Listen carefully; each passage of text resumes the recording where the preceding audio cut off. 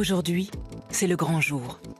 Le pasteur William Miller a fait ses calculs à partir du livre du prophète Daniel dans l'Ancien Testament. La Bible est claire. Le 22 octobre 1844, c'est le retour du Christ. Aucun doute possible. Cet avènement de la fin des temps terrifie certains, mais nous sommes prêts. Nous avons quitté nos champs, les femmes se sont habillées en blanc. Nous attendons le Christ, à la fois tremblant et joyeux. Ils ont attendu le soir, puis la nuit, puis le matin, rien ne s'était passé. Alors c'était les larmes au milieu des rires, puisque tous ceux qui étaient opposés se sont moqués d'eux, c'était un grand désarroi. Mais les participants ont fait une telle expérience spirituelle en se retrouvant dans la prière pour ce grand événement qu'ils ont continué à se retrouver. Et cette petite communauté, elle a particulièrement eu le sentiment que cette foi dans le retour de Jésus méritait d'être partagée. Alors ce qui est devenu l'Église adventiste a mis ça au centre de sa foi.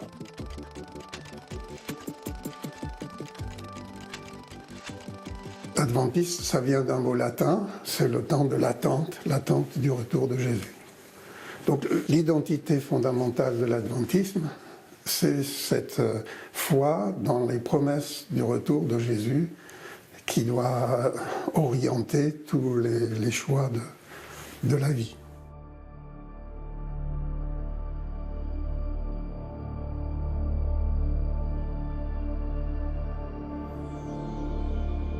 Le retour du Christ est une doctrine qui découle de la foi en la résurrection. Dès lors qu'on croit que Jésus est ressuscité, on s'interroge sur la manière dont il reste présent et sur la manière dont peut-être il redeviendra présent. Ça découle vraiment de la foi de Pâques. Après, il est vrai que les communautés adventistes, en mettant l'accent sur le retour du Christ, nous obligent à ne pas en faire une abstraction. Et surtout, essayent de vivre en fonction de cette attente. Il y a là une prise au sérieux très concrète qui donne consistance à l'attente du retour du Christ, qui peut-être, dans d'autres communautés protestantes, perd un petit peu son sens.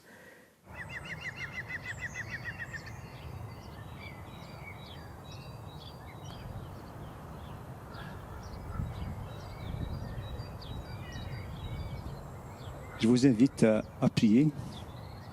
Seigneur, nous te rendons grâce pour ce jour d'accueil de ta part. Oui, Seigneur, même si nous vivons dans un monde troublant, même si le monde est agité, nous pouvons, Seigneur, nous réclamer de tes promesses que tu es à la barre, et que tu es le bon pilote qui va nous ramener jusqu'au rivage. Seigneur, déverse sur nous ta sainte parole. Que nous puissions, Seigneur, être attentifs à ce que tu veux nous dire aujourd'hui. Amen. Les adventistes comprennent le retour du Christ comme devant se passer réellement. Ce n'est pas juste un retour spirituel, hypothétique, etc. Voilà, il y a vraiment cette espérance, cette croyance dans le fait que Jésus dit qu'il reviendrait, donc il reviendra. Et l'essentiel, c'est de veiller, d'être prêt, d'être dans cette dynamique que l'espérance suscite en chacun de nous. Finalement, Jésus peut revenir demain ou dans 10 000 ans, peu importe. Il régénérera toute chose à son retour. Donc voilà, les adventistes attendent un retour formel et concret de Jésus qui amènera un changement assez radical sur cette terre. En 1849, quelques mois avant sa mort, en réétudiant le livre de Daniel, William Miller comprend qu'il ne s'est pas trompé de date, mais de lieu. Il en conclut que le Christ est bien revenu en 1844, mais pas sur terre. C'est dans le sanctuaire du ciel qu'il est réapparu, marquant ainsi le commencement de ce que la Bible appelle le jugement dernier. C'est ainsi que, né aux États-Unis, le mouvement adventiste se développe sur tout le continent. Les premières prédications se concentrent particulièrement sur le livre de Daniel et l'Apocalypse de Jean. Parmi les premiers compagnons de William Miller, le couple James et Ellen White va devenir déterminant pour la fondation de ce nouveau courant protestant, l'Église adventiste du 7e jour. Ellen White est encore aujourd'hui une référence au sein de l'Église adventiste. Elle disait avoir des visions qui, au début, ont quelque peu interpellé. Elle n'a pas été tout de suite acceptée dans la communauté, mais vu le contenu de ce qu'elle disait, finalement, elle a joué un rôle important. Elle a contribué à la première institution adventiste qui a été une imprimerie qui permettait de diffuser la foi du groupe. Elle-même s'est mise à écrire. Elle a beaucoup écrit. Elle se préoccupait des problèmes de santé, des principes alimentaires en particulier. Ensuite, sa préoccupation, ça a été l'éducation, particulièrement des esclaves du sud des États-Unis. Ces trois domaines, la diffusion de la foi sous la forme de la page imprimée, de l'éducation et de la santé, sont des piliers de l'Église adventiste du 7e jour.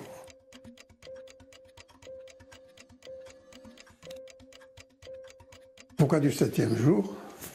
Parce que parmi les personnes qui ont influencé l'Église adventiste, il y a eu un ancien capitaine de navire, Joseph Bates, qui, en étudiant la Bible, a découvert que le jour du repos était le samedi et non pas le dimanche.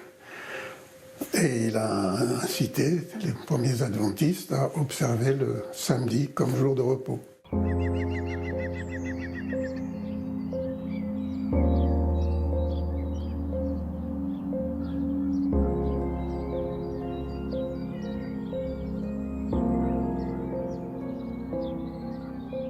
Aujourd'hui, nous allons parler d'un message qui nous vient du ciel. Ce message donné au 19e siècle, et à cette époque, il y a eu l'apparition des idéologies telles que Nietzsche qui a proclamé l'athéisme, Karl Marx qui a parlé de sa vision matérialiste de l'histoire humaine, mais aussi au niveau scientifique, il y a eu l'apparition de Darwin avec sa théorie de l'évolution. Et au milieu de tous ces agissements, Dieu a suscité un peuple avec un message particulier pour proclamer haut et fort qu'il y a un Dieu créateur et qu'il y a encore de l'espoir et de l'espérance pour ce monde. Et nous sommes appelés à proclamer cette bienheureuse espérance.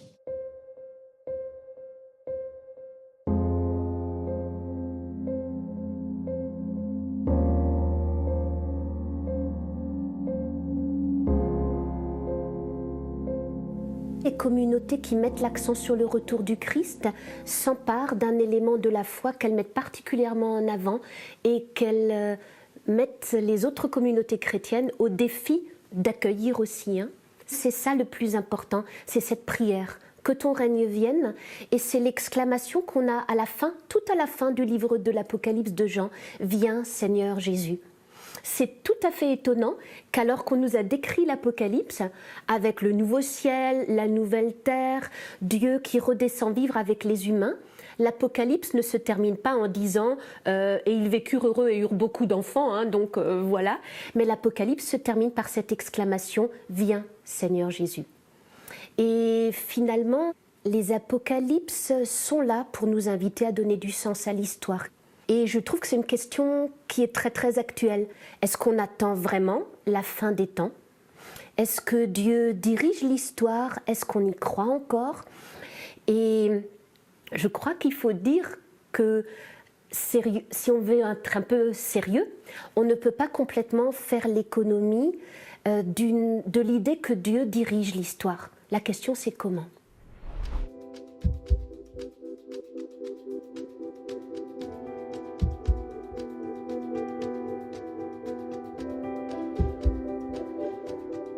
En Europe, la diffusion de la foi adventiste s'est faite de manière assez désorganisée. C'est-à-dire que quelqu'un qui parlait l'italien est allé en Italie, un autre parlant l'allemand est allé en Autriche ou en Allemagne. Ce sont des petits groupes qui se sont créés ici et là. Il n'y a pas eu vraiment de feu de brousse. C'est petit à petit que l'Église s'est développée. En Europe, Le premier prédicateur adventiste fut Michael Bilina-Tchaïkovski, un prêtre catholique polonais qui s'est converti à l'adventisme lors d'un voyage aux États-Unis. En 1866, il établit à Neuchâtel, en Suisse, la première église adventiste du vieux continent. Pour la communauté américaine, c'est un tournant dans la perception de sa mission. En cette fin du XIXe siècle, l'église adventiste devient un mouvement mondial. Pour partager sa foi, Tchaïkovski avait pour habitude d'inviter des personnes dans des lieux publics, particulièrement des arrières de cafés ou autres.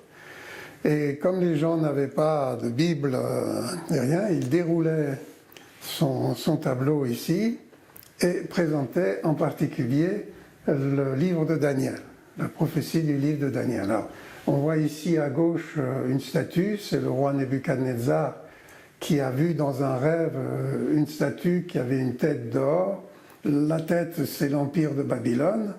Ensuite, les empires qui suivent sont les empires qui ont succédé à Babylone, l'empire médo-perse, la Grèce et Rome. Et puis, le chapitre 2 de Daniel présente après une pierre qui tombe du ciel, qui frappe la statue, et ça s'effondre. Donc, c'est une illustration parfaite que le retour du Christ se manifeste par le fracas de tous les empires qui se sont succédés. Le prophète Daniel est un prophète très particulier parce qu'il ne se contente pas de recevoir des paroles de Dieu sur l'histoire du peuple, mais carrément des visions de ce qui va se passer dans l'au-delà. Daniel reçoit un dévoilement. C'est le sens étymologique du mot apocalypse. L'apocalypse, ça ne veut pas dire catastrophe, ça veut dire dévoilement.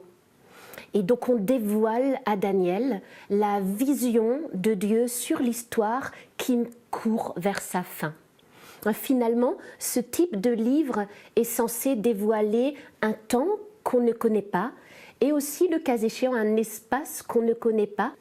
C'est une façon de dire en grammaire humaine des choses sur le monde de Dieu. Mais c'est de la grammaire humaine et je crois qu'il ne faut pas l'oublier. D'un autre côté, les apocalypses estiment qu'on peut essayer de penser ce monde-là, que ce n'est pas quelque chose qui est tellement séparé de notre intelligence, tellement au-delà de ce que nous pouvons concevoir qu'on n'aurait même pas le droit d'essayer d'en parler. Et finalement, la résurrection du Christ, c'est le meilleur élément de compréhension. Parce que ça se passe dans un temps sans être dans le temps. Pour la croix, c'est clair, elle a eu lieu à un moment historique, ça, on peut le dire. La résurrection, elle a eu lieu quand ?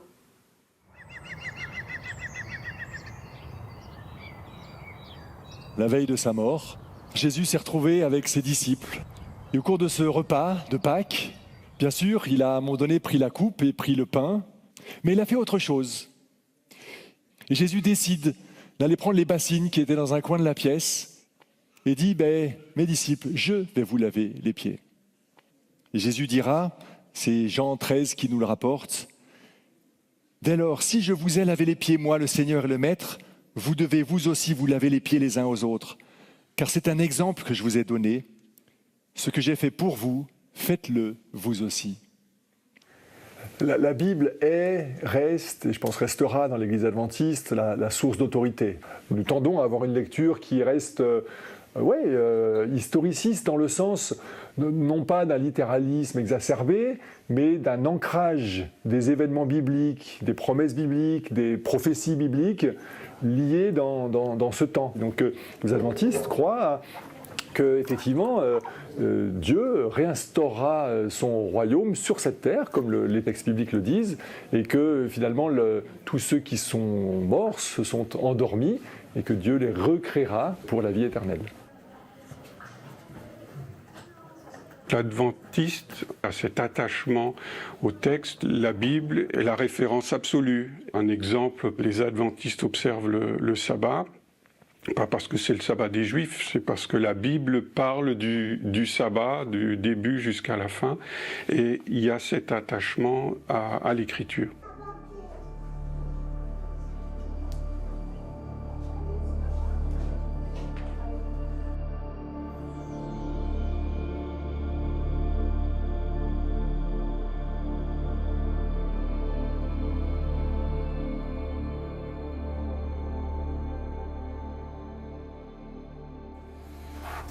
Donc nous arrivons à la fin du deuxième trimestre. Il est temps de faire un bilan. Les tout premiers adventistes en Europe, c'était des Suisses, ils vivaient dans la région de Neuchâtel. Ils ont créé 2 institutions.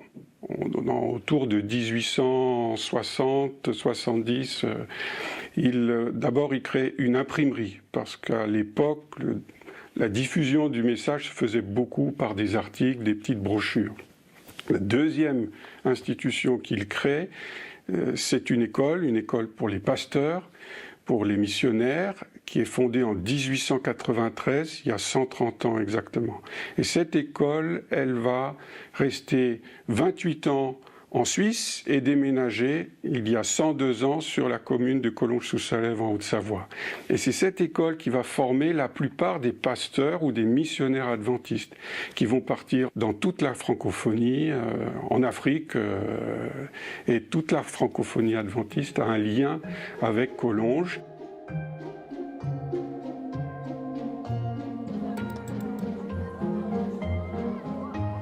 L'Église adventiste du 7e jour compte aujourd'hui plus de 15 millions de membres. Elle a développé le plus important réseau d'écoles privées dans le monde, après l'Église catholique, avec 120 universités et plus de 6700 collèges-lycées. On a posé plusieurs éléments, je les reprends très rapidement. À Collonges, ces dernières années, la faculté de théologie demande à sa centaine d'étudiants de compléter leur formation pastorale en suivant des modules de psychologie et de sciences sociales.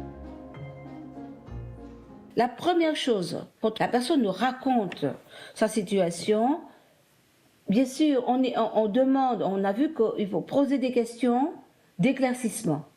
D'accord ? Le but n'est pas de lui donner une solution, puisque, on le sait, les personnes ont déjà la réponse à leurs problèmes, à leur situation. Simplement, ils n'ont pas suffisamment de distance pour s'en rendre compte. Ou ils l'ont, mais ils ont du mal à l'élaborer, c'est très intuitif. On fait donc des études de cas dans le cursus de formation. Il y a des cours parfois ex-cathédrale, parfois des débats, il y a des fois donc des études de cas dans lesquelles les futurs pasteurs pourront se retrouver et essayer de leur faire réfléchir à froid, comme ça, sur les enjeux qu'il y a à avoir telle ou telle posture, telle ou telle attitude. Et effectivement, un des objectifs de ces études de cas, c'est dans l'ensemble toujours de respecter l'humain, de répondre aux besoins, aux attentes, mais d'éviter les abus spirituels qu'il peut y avoir, ou d'autorité, ou de mode de fonctionnement. Jésus lui-même, dans les évangiles, voilà, d'une certaine manière critique l'intelligentsia et l'organisation religieuse de son temps pour toujours recentrer sur la relation et d'une manière équilibrée. Et c'est vrai que les mutations de la conception du ministère, les sociologues nous le disent, vont d'une figure d'autorité, d'un docteur enseignant, plutôt à quelqu'un avec plus animateur écoutant aujourd'hui. Alors je pense que c'est un équilibre à trouver. Il ne faut surtout pas perdre cette importance de la puissance de la parole de Dieu, qui doit être une nourriture spirituelle, qui doit être partagée par les leaders ecclésiaux aujourd'hui, mais en même temps de développer cette écoute, cet accompagnement pour voilà, favoriser une approche équilibrée, respectueuse de chacun, où tout le monde trouve sa place, et où le pasteur, effectivement, ne se prend pas pour qui il n'est pas. C'est important de ne pas devenir des directeurs de conscience envers les personnes qu'on dirige, et de ne pas se prendre pour des psys que nous ne sommes pas. Alors, tout le monde a terminé sa lecture ? Bien. Alors, nous sommes dans un dialogue entre êtres humains. Forcément, l'autre nous présente un récit qui fait souffrir. Et la souffrance, c'est quelque chose qui nous parle à tous. Vraiment, c'est ça. Avant de vouloir aider l'autre, il faut se dire, mais son histoire, qu'est-ce que ça vient me dire ? Pour que tu puisses justement faire la différence entre une réaction d'homme, la réaction pastorale, et pouvoir ensuite prendre de la distance. Parce que si on se protège trop de cette souffrance, on met la personne trop à distance, on manque d'humanité et d'empathie ou de compassion.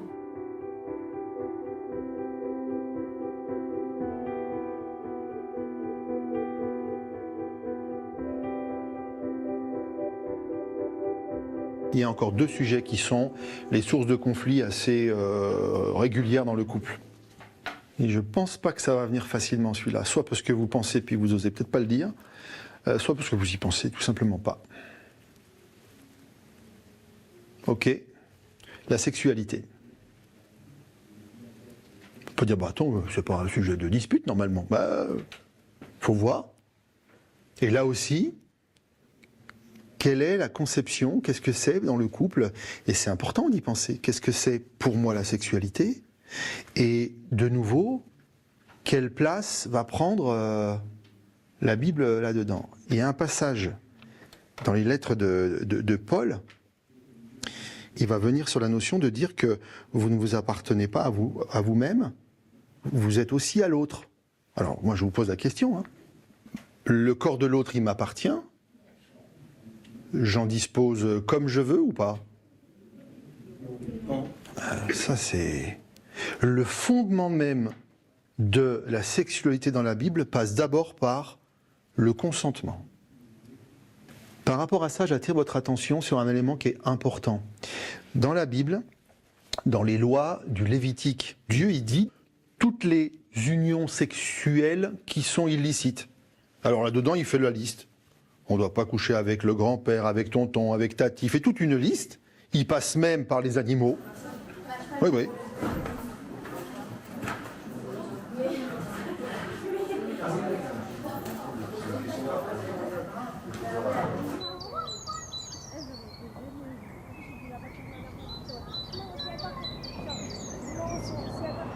Les adventistes, nous avons pour habitude de vivre la Sainte Seine dans sa globalité. Et donc tous ceux qui, dans leur cœur, qu'ils aient l'étiquette adventiste ou pas, mais qui croient sincèrement que Jésus est leur Seigneur et qui veulent faire comme le Christ nous y a invités, rentrer dans cette dynamique de service, d'hospitalité d'autrui et de Dieu d'abord, alors nous allons tout à l'heure partager la coupe et le pain. Mais avant d'en arriver là, revenons un tout petit peu en arrière. La Bible est remplie de messages, d'histoires, d'exhortations à propos de l'hospitalité. Abraham, qui dans sa tente voit passer 3 hommes. Il ne sait pas encore qu'ils sont les envoyés de Dieu, peut-être Dieu lui-même. Et conformément au principe d'hospitalité de son époque, il les invite à s'arrêter un moment. Et la suite de l'histoire va montrer à quel point cet accueil spontané, magnifique d'Abraham, va d'une certaine manière changer complètement sa vie.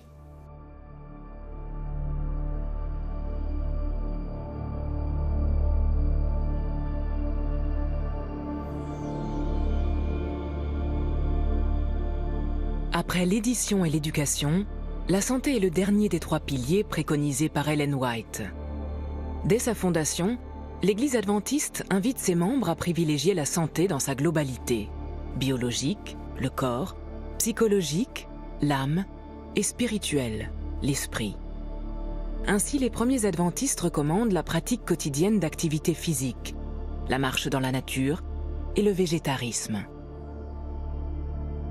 Très vite, les pionniers de l'Église adventiste ont créé un grand centre médical à Battle Creek, dans le Michigan.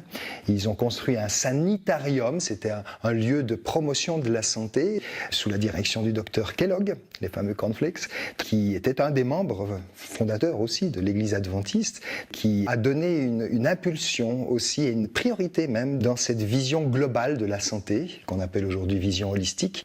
C'est ainsi que le mouvement adventiste a vu comme une priorité cette approche de l'être. Un esprit saint dans un corps saint, on connaît bien cet adage.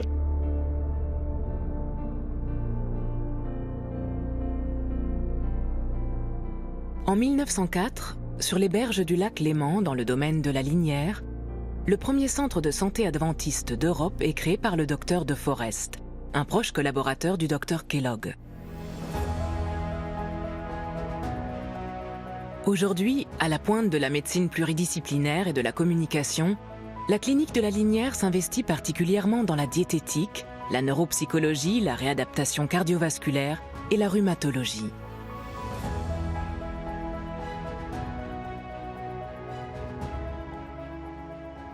Actuellement, l'histoire et le lien avec l'Église adventiste est quand même présent. Déjà une approche d'une hygiène alimentaire, notamment on ne donnera pas de porc, enfin selon les principes du Lévitique 11. C'est une clinique sans tabac, sans alcool. Maintenant, ça devient assez courant dans les cliniques et les hôpitaux, mais il faut dire qu'à l'époque, la Linière était seule comme cela. Alors c'est vrai qu'il y a pas mal d'aspects qui sont, je dirais, prophétiques. L'approche d'une diététique intégrée dans une clinique, la Linière était la première fabrique de produits diététiques européenne. Et que ça soit clair, ce n'est pas une voie déguisée de prosélytisme. Dès le départ, même Ellen White, une des fondatrices de ce mouvement, disait mais ne laissons pas ces connaissances seulement dans l'exclusivité de notre Église, mettons-la au service de notre société.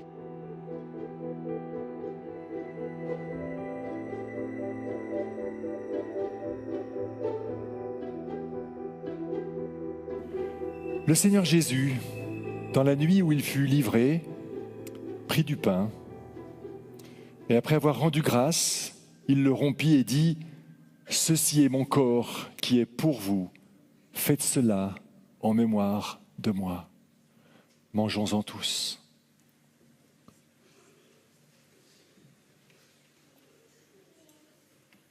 Je ne crois pas que prier « Viens Seigneur Jésus » revienne à demander que demain n'ait pas lieu. Martin Luther disait que même si on lui annonçait la fin du monde pour aujourd'hui, il planterait encore un pommier. Et c'est finalement comme ça, peut-être, qu'on peut coordonner avec projets personnels à l'échelle humaine. Et puis la grande espérance qui revient finalement pas tellement, je crois, à attendre la fin du monde qu'à vouloir la présence de Jésus. C'est ça, viens Seigneur Jésus. Ça revient à dire sois présent. Et le cas échéant, sois présent à nouveau d'une manière immédiate.